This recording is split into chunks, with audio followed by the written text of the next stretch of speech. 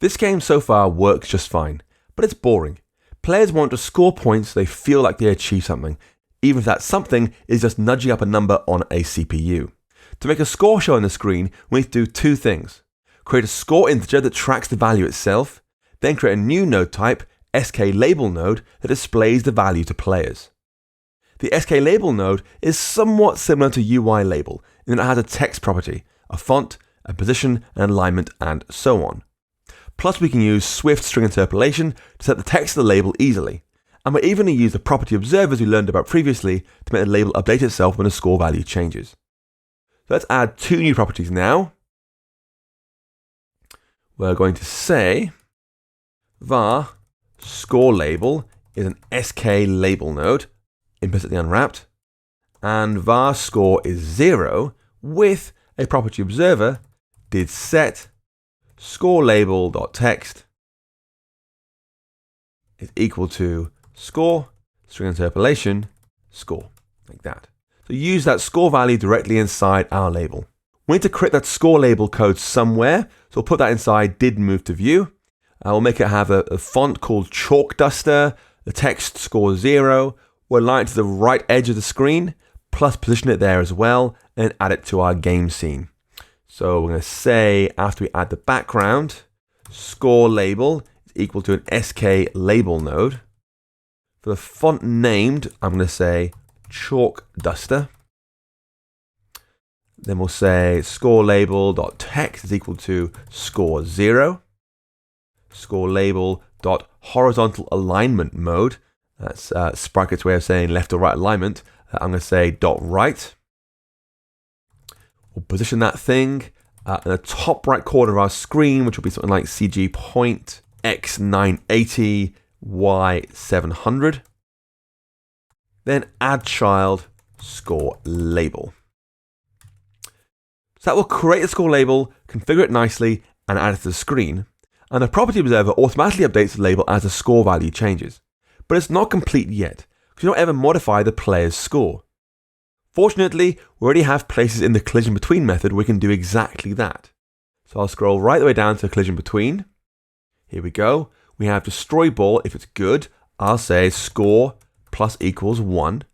If the name's bad, destroy the ball still, but now score minus equals to 1. So we're going to add 1 here and subtract 1 there. I'll press Command R to build and run that code. So we can try our new score thing, and it should see a score label that changes as we do balls.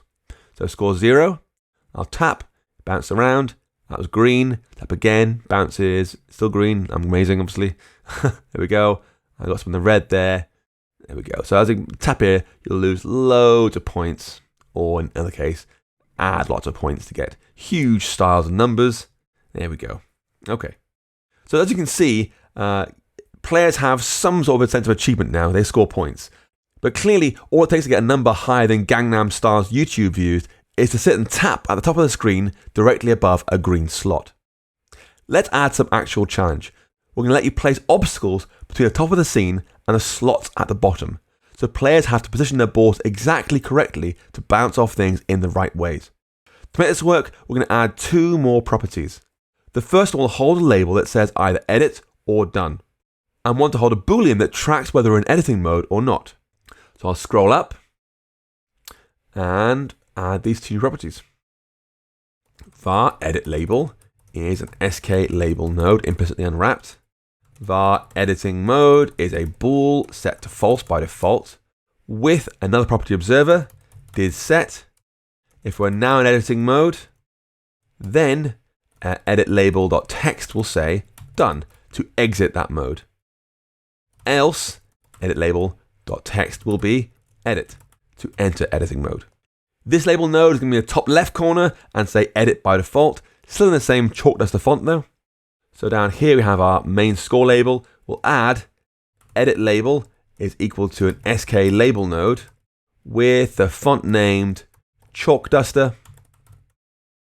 Edit label.text is equal to edit label.position. Top left corner here, so it's going to be CG point. X is 80, Y is 700. And add child edit label. Like that, add to the scene. So that's pretty much the same as creating the score label, so there's nothing to see here. But what comes next is new. We have to detect whether the user tapped on the Edit Done button or is trying to create a ball.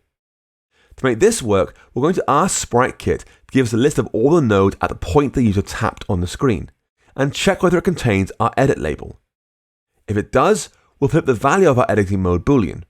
If it doesn't, we want to execute the previous ball creation code. So let's scroll down and find touches began. Here we go.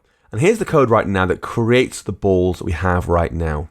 Before there, at this point, line 68, we know where the user's tapped.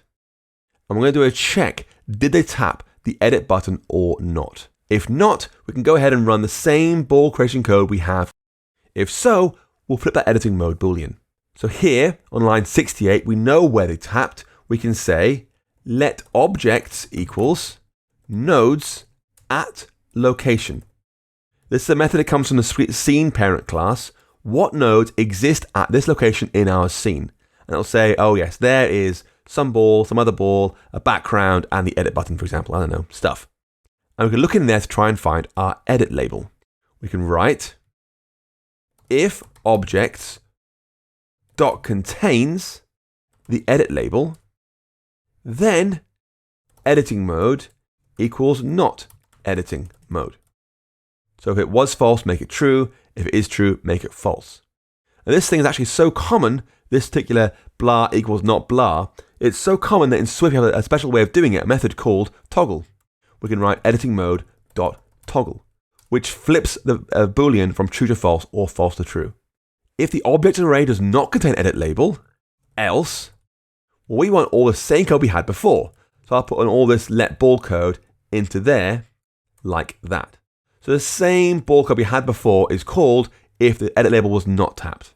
So now we have a boolean telling us whether we're in editing mode or not. We're going to extend touches began even further. So if we're in editing mode, we add blocks to the screen of random sizes. And if we're not in editing mode, we'll drop a ball.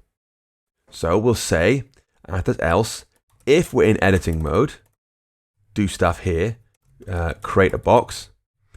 Else in here is everything else we have so far, like that. So there's nested conditions now.